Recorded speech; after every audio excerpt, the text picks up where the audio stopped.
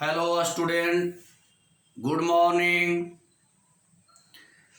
हम लोग थ्योरी पढ़ रहे हैं 10.2 का। तो आज जो है 10.2 का थ्योरी पूरा कंप्लीट कर लेंगे। यानी आज के क्लास में थ्योरी जो है पूरा समाप्त होगा। तो जो नए स्टूडेंट जुड़ रहे होंगे वो सब्सक्राइब नहीं किए होंगे तो सब्सक्राइब करिए, लाइक करिए, शेयर करिए और जहाँ दिक्कत हो वहाँ कमेंट कर दीजिए ताकि हमको पता चले। तो चलते हैं अगला थ्योरी पे, ध्यान दीजिएगा। पिछला वीडियो में हम आप लोगों को बतलाए थे इकाई सदिश, मतलब ए वेक्टर बटा ए वेक्टर के मॉड को इकाई सदिश बोले थे। अब देखिए अगला थ्योरी,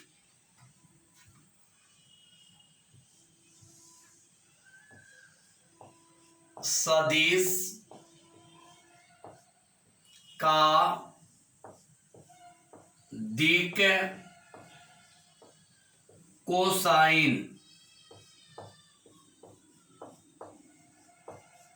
या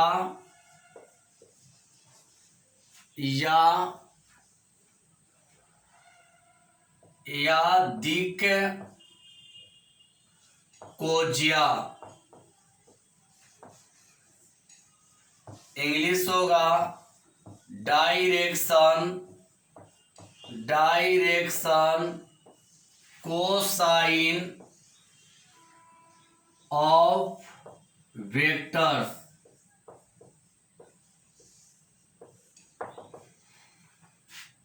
समझिएगा। हेडिंग है अगला, सदिश का दिक् कोसाइन या दिक् कोज्या। सदिश देखिए दो नाम होता है, दिक् कोसाइन का मतलब भी वही होगा, दिक् कोज्या का मतलब भी वही होगा। तो ध्यान दीजिएगा, सदिश का दिक् कोसाइन या दिक् कोज्या दोनों का इंग्लिश नाम एक ही होता है, डायरेक्शन कोसाइन। डायरेक्शन कोसाइन का हिंदी होगा दिक् कोज्या या दिक् कोसाइन। समझ गए? मतलब दिक् कोसाइन कहिए या दिक् कोज्या कहिए, दोनों का मतलब एक ही है और दोनों का इंग्लिश एक ही होता है, डायरेक्शन कोसाइन। चलते हैं इसका परिभाषा में। देखिए यहां से लिख रहे हैं, इकाई सदिश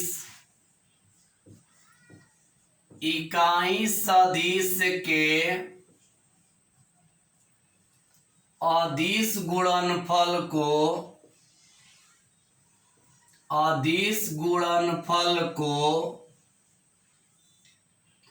इकाई सदिश के अदिश गुणनफल को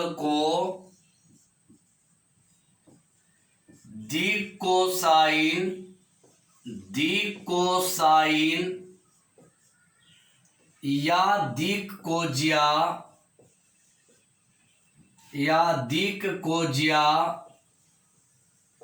कहते हैं।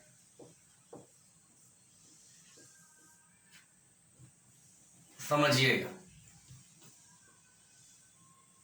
एक बार और समझिए।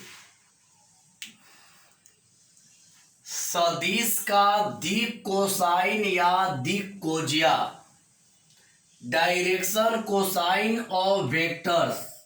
अब इसका परिभाषा देखते हैं बाबू। इकाई सदिश के अदिश गुणनफल को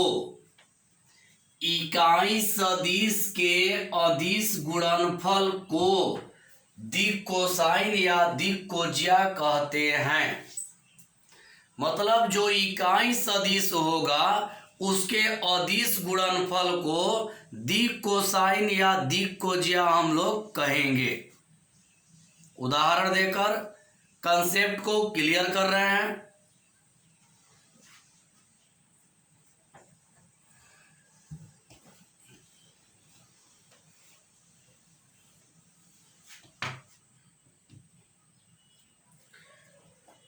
अच्छा से समझिएगा बाबू, ध्यान दीजिएगा।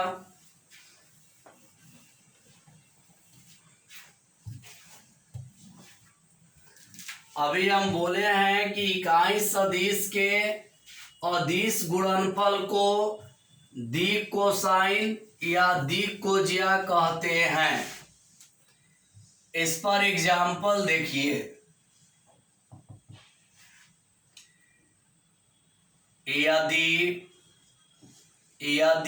ए वेक्टर बराबर 2i cap plus J cap plus 3k cap हो तो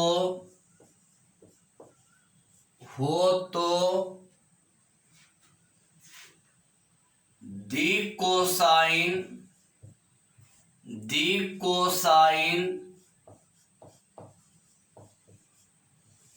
या दिक् कोज्या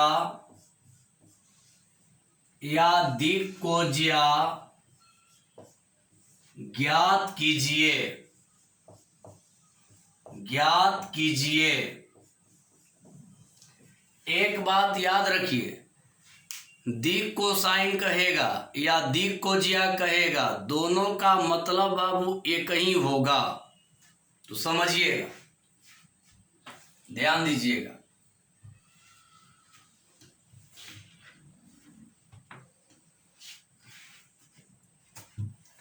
हम बोले हैं कि इकाई सदिश के अदिश गुणनफल को दिक् कोसाइन या दिक् कोज्या कहते हैं।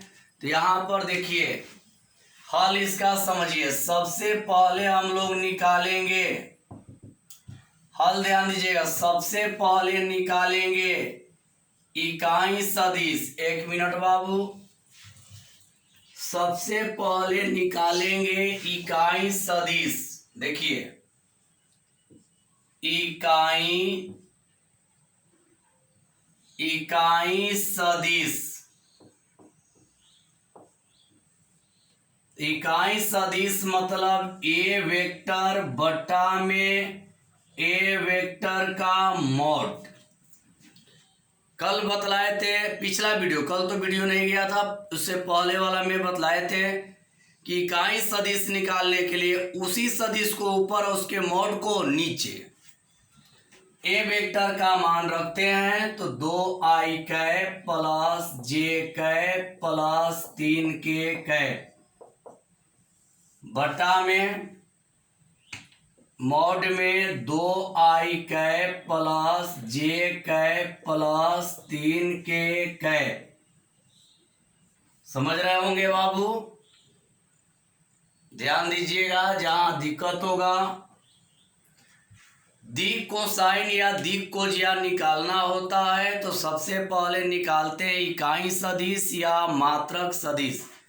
तो इकाई सदिश निकाले ए वेक्टर बटा ए वेक्टर का मॉड। ए वेक्टर का मान ऊपर रख दिए, ए वेक्टर के मॉड का मान नीचे। प्रश्न मिटा दे रहे प्यारे स्टूडेंट, जल्दी देखिए।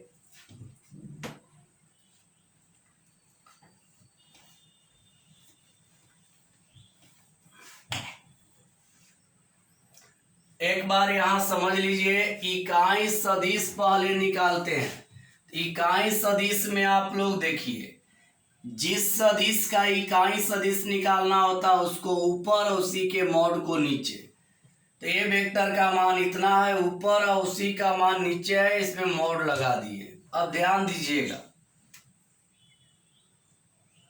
यहाँ पे रहेगा 2i cap plus J cap plus 3k cap बटा में इसका मॉड करेंगे तो स्क्वायर रूट आएगा। जब मॉड करेंगे तो स्क्वायर रूट आएगा बाबू। तो अब देखते हैं, i का गुणांक 2 है तो 2 का स्क्वायर, j का गुणांक 1 है प्लस 1 का स्क्वायर, k का गुणांक 3 है तो प्लस 3 का स्क्वायर। मापांक निकालने के लिए जानते हैं आई के गुणांक का वर्ग कर देंगे प्लस जे के गुणांक का वर्ग कर देंगे प्लस के गुणांक का वर्ग कर देंगे। ये मिटा देते हैं बाबू नीचे वाला स्टेप।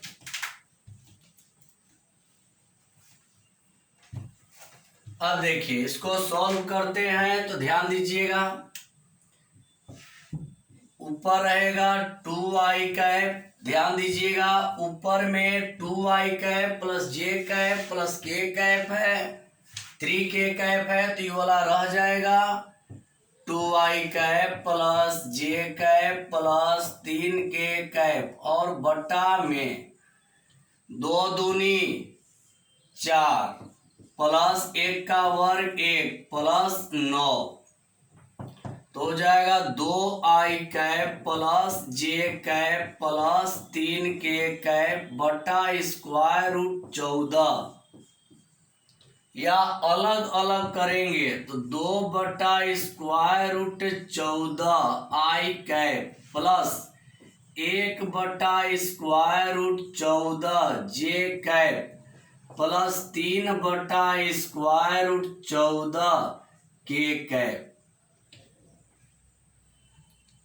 तो क्या निकालना था, निकालना है हम लोगों को इकाई सदिश निकल गया तो हम लोग को निकालना है इसलिए दिक कोसाइन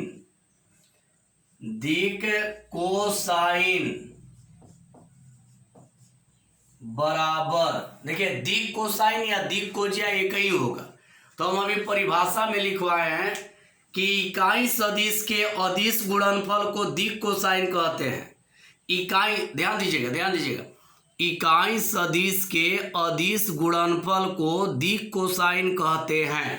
तो इकाई सदिश ई हो गया, इसका अदिश गुणनफल कौन कौन है, इसका अदिश गुणनफल एक है 2 बटा स्क्वायर रूट 14, तो एक लिखेंगे 2 बटा स्क्वायर रूट 14 कॉमा फिर है 1 बटा स्क्वायर रूट 14 कॉमा 1 बटा स्क्वायर रूट 14 फिर कॉमा 3 बटा स्क्वायर रूट 14 3 बटा स्क्वायर रूट 14। समझिए यही आंसर। मतलब जब भी दिक कोसाइन या दिक कोजिया निकालना होगा तो आपको एक काम केवल करना है, एक काम क्या करना है कि पहले इकाई सदिश निकाल देना है और इकाई सदिश में जो i का गुणांक और j का गुणांक और k का गुणांक रहेगा उसी को कहेंगे दिक कोसाइन। तो पहले हम निकाले हैं इकाई सदिश, तो i का गुणांक है 2 बटा स्क्वायर रूट 14, j का है 1 बटा स्क्वायर रूट 14, k का है 3 बटा स्क्वायर रूट 14, तो 2 बटा स्क्वायर रूट 14 कॉमा 1 बटा स्क्वायर रूट 14 कॉमा 3 बटा स्क्वायर रूट 14, इसी को कहेंगे दिक कोसाइन। समझ गए? तो देख लीजिए, जो दिक्कत होगा कमेंट बॉक्स में जरूर लिखें और कमेंट में लिखकर इन्फॉर्म करें हमको, कमेंट में लिखकर इन्फॉर्म करें बाबू, तो ही ना हम जानेंगे कि समझ में आ रहा है कि नहीं। चलिए ये हो गया होगा, तो अब आगे बढ़ते हैं।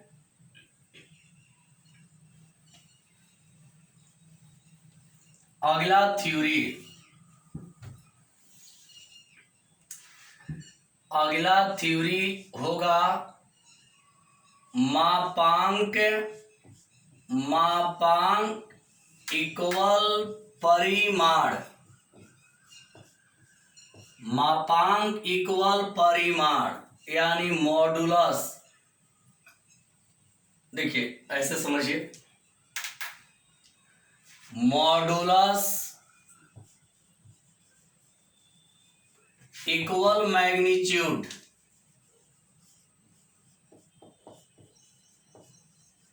अगला थ्योरी है मापांक इक्वल परिमाण। इसका अर्थ जानिए, कोई कहेगा कि मापांक क्या होगा, देखिए जो परिमाण होता है उसी को मापांक कहते हैं, यानी मापांक और परिमाण एक ही होता है। तो यहाँ देखिए मापांक इक्वल परिमाण यानी मॉडुलस इक्वल मैग्नीट्यूड। मापांक और परिमाण दोनों का मतलब एक ही होता है।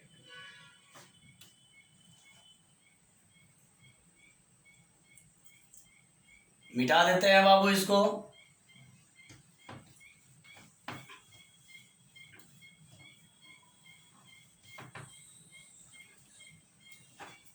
अगला थ्योरी, सदिश का विभाजन सूत्र।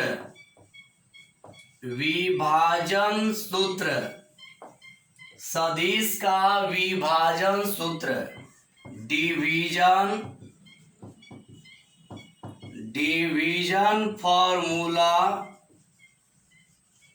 Formula of vector. सदिश का विभाजन सूत्र डिवीजन फॉर्मूला ऑफ वेक्टर। इसका परिभाषा देखिए, डैश करके लिख रहे हैं,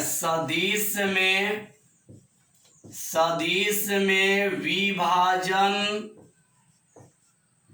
दो प्रकार का होता है।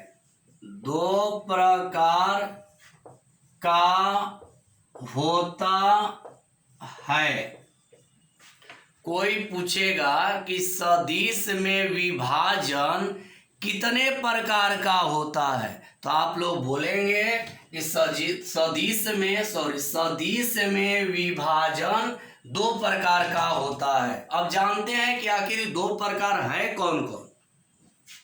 लिख लीजिएगा, ध्यान दीजिएगा।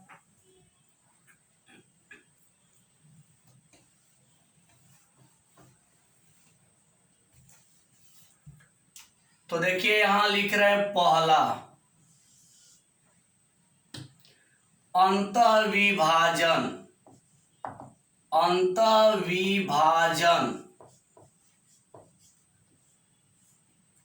इंटरनली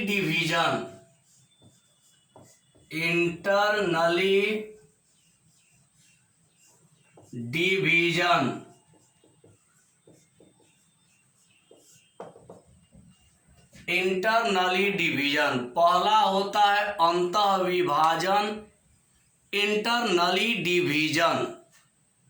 समझिएगा, ये मिटा देते हैं बाबू।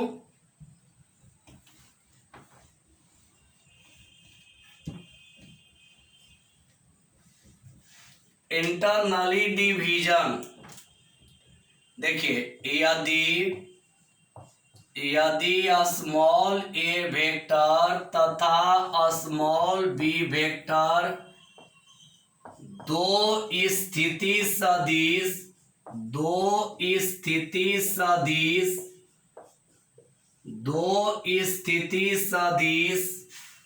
होता है तथा m अनुपात n अनुपात होता है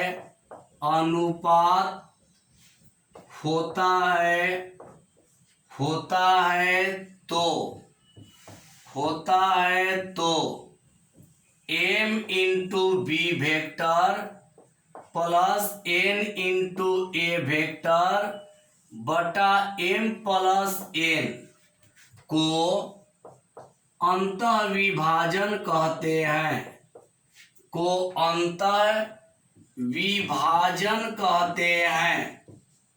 अंतःविभाजन कहते हैं। समझिएगा, यदि ए वेक्टर तथा बी वेक्टर दो स्थिति सदिश होता है, मान लीजिए स्मॉल ए वेक्टर स्मॉल बी वेक्टर दो स्थिति सदिश होगा तथा m अनुपात n अनुपात होता है, तथा m अनुपात n जो है वो अनुपात होता है, तो m into B vector plus n into A vector बटा m प्लस n तो m गुणा b वेक्टर प्लस n गुणा a वेक्टर बटा m प्लस n को अंतः विभाजन कहते हैं, को अंतः विभाजन कहते हैं। समझ गए बाबू, समझ गए। एग्जाम्पल देंगे इस पर, अभी देंगे, दोनों लिखवाने के बाद एक उदाहरण भी देंगे। दूसरा होगा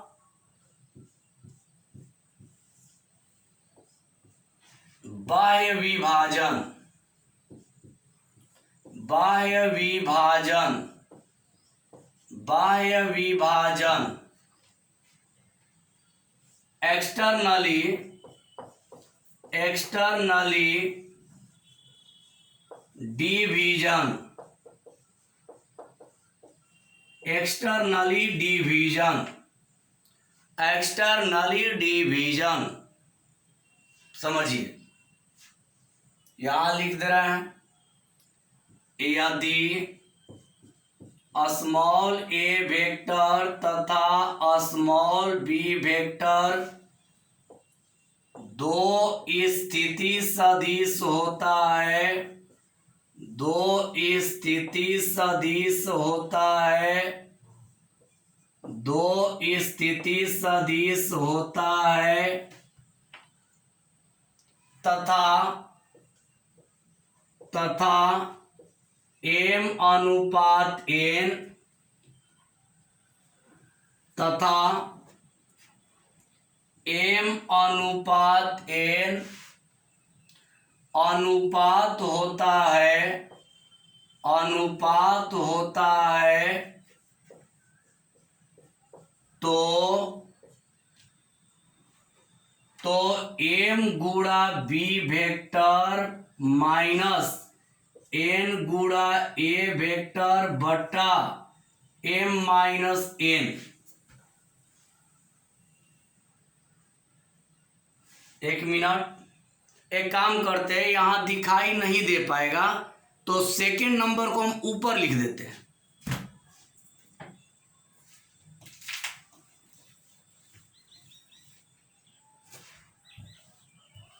चाहे यहीं पर लिख दे रहा है। देखिए दूसरा, बाह्य विभाजन, बाह्य विभाजन, बाह्य विभाजन एक्सटर्नली, एक्सटर्नली डिवीजन। इसमें सब वही रहेगा, इसमें केवल हो जाएगा m गुणा b वेक्टर माइनस n गुणा a वेक्टर बटा में m माइनस n। अब समझिए, यहीं पर समझा दे रहे हैं, ऊपर नहीं लिख पाए, यहीं पर समझा दे रहे हैं, ध्यान दीजिएगा। देखिए, कोई पूछेगा कि सदिश में विभाजन कितने होते हैं, तो दो, अंतः और बाह्य। तो पहला देखिए, अंतः विभाजन इंटरनली डिवीजन लिखे हैं कि यदि a वेक्टर तथा b वेक्टर दो स्थिति सदिश होता है तथा m अनुपात n अनुपात होता है तो m गुणा b वेक्टर प्लस n गुणा a वेक्टर बटा m प्लस n को अंतः विभाजन कहते हैं। अंतः में यही प्लस हो जाता है और बाह्य में यही माइनस हो जाता है। समझिए, ध्यान दीजिएगा। अंतः में अंतः कहेगा तो यही रहेगा, बीच में प्लस, और बाह्य कहेगा तो यही रहेगा लेकिन बीच में माइनस। अंतः में प्लस और बाह्य में माइनस। जो अंतः में कंडीशन है वही बाह्य में होगा, लेकिन इसमें प्लस हो जाएगा और इसमें माइनस, यानी अंतः में प्लस और बाह्य में माइनस, अंतः में प्लस और बाह्य में माइनस। समझ गए? एक एग्जाम्पल देकर समझा दे रहे हैं बाबू।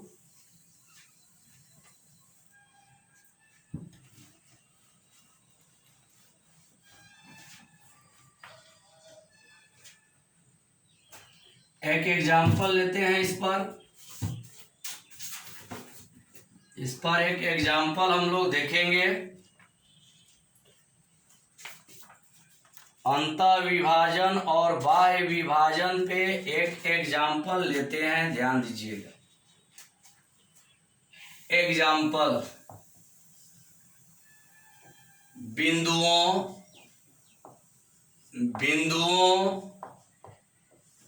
P I cap plus 2j cap minus k cap और Q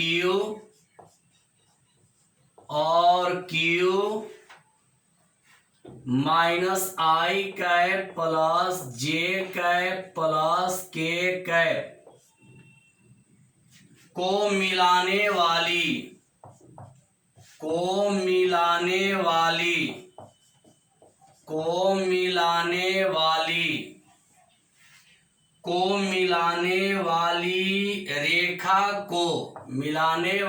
रेखा को 2:1 के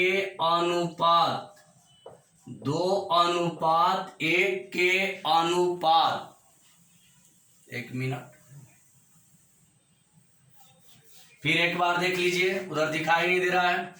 बिंदुओं P I cap plus 2j cap minus k cap और Q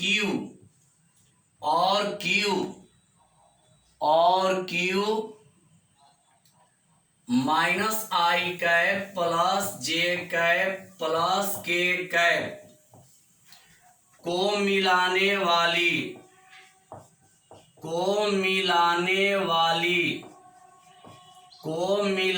वाली रेखा को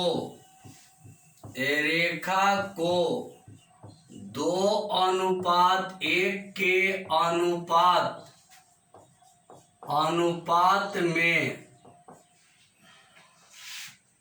अनुपात में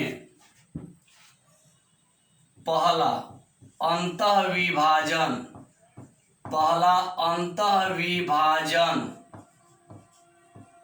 दूसरा बाह्य विभाजन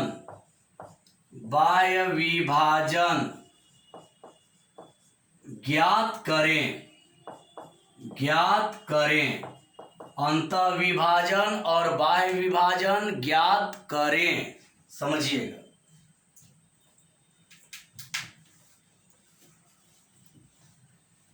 अब ध्यान दीजिएगा, हल इसका देखिए।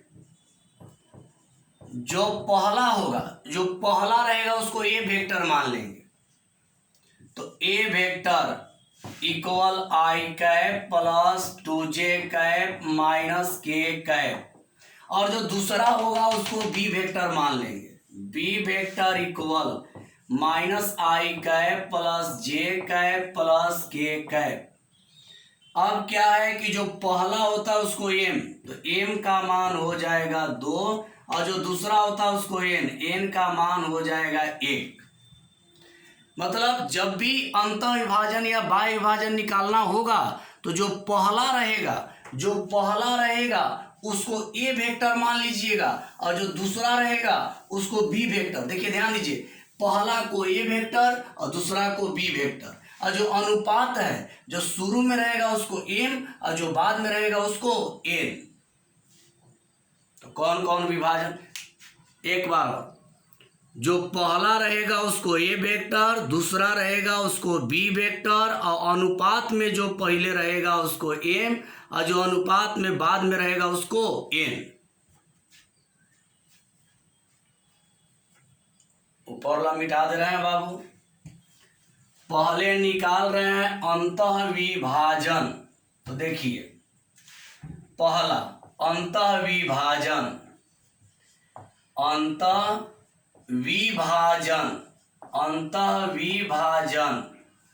बराबर m गुणा बी वेक्टर प्लस n गुणा ए वेक्टर बटा में m minus m plus n। तो रखते हैं मान, m का मान 2, तो 2 इंटू बी वेक्टर का मान minus I cap plus j cap plus k cap plus n का मान 1 इंटू ए वेक्टर का मान रख देंगे I cap plus 2j cap minus k cap बटा में m प्लस n, तो 2 प्लस 1। देखिए हम किए क्या, m का मान 2, बी का मान इतना है, 2 इंटू इतना, प्लस एन का मान 1, ए वेक्टर का मान इतना है, मतलब सबका मान यहाँ पे रख दिए। अब इसको हल कर देंगे।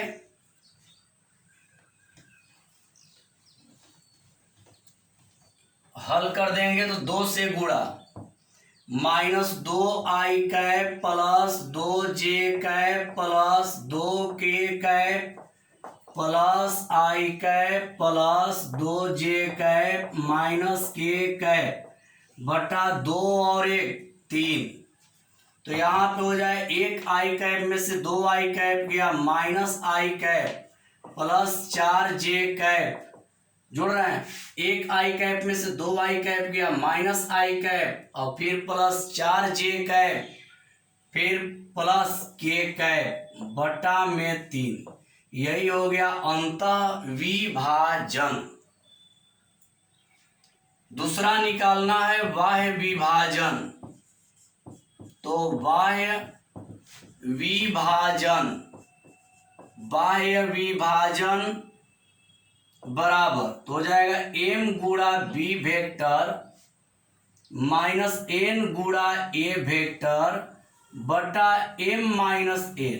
तो ये आप लोग कर लीजिएगा, जैसे ई किए हैं उसी तरह से m के जगह 2, b के जगह इतना, प्लस के जगह क्या कर देना है माइनस। तो ये आप लोग बना लीजिएगा बाबू, समझ गए होंगे। एक